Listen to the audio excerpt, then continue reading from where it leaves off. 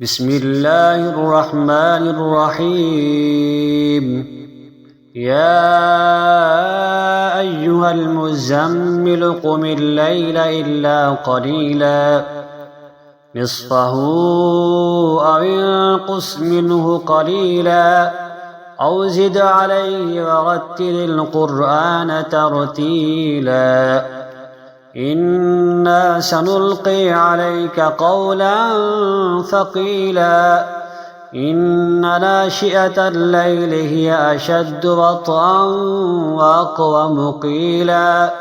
إن لك في النهار سبحا طويلا واذكر اسم ربك وتبتل إليه تبتيلا رب المشرق والمغرب لا إله إلا هو فاتخذه وكيلا واصبر على ما يقولون واهجرهم هجرا جميلا وذرني والمكذبين أولي النعمة ومهلهم قليلا إن لدينا أنكالا وجحيما وطعاما ذا غصة وعذابا أليما يوم ترجف الأرض والجبال وكانت الجبال كثيبا مهيلا إنا أرسلنا إليكم رسولا شاهدا عليكم كما أرسلنا إلى فرعون رسولا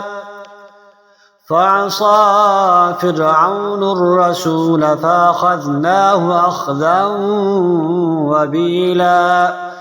فكيف تتقون إن كفرتم يوما يجعل الولدان شيبا السماء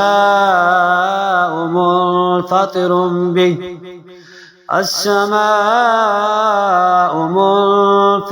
به كان وعده مفعولا إن هذه تذكرة فمن شاء اتخذ إلى ربه سبيلا إن ربك يعلم أنك تقوم أدنى من ثلثي الليل ونصفه وثلثه وطائفة من الذين معك والله يقدر الليل والنهار علم أن لن تحصوه فتاب عليكم فاقرؤوا ما تيسر من القرآن علم أن سيكون منكم مرضى وآخرون يضربون في الأرض يبتغون من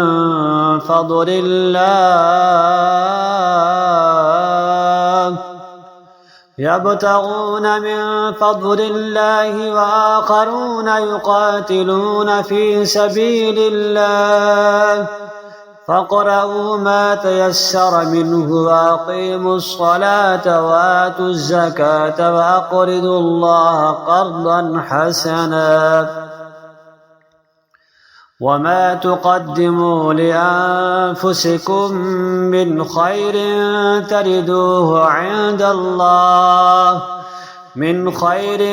تجدوه عند الله هو خيرا وأعظم أجرا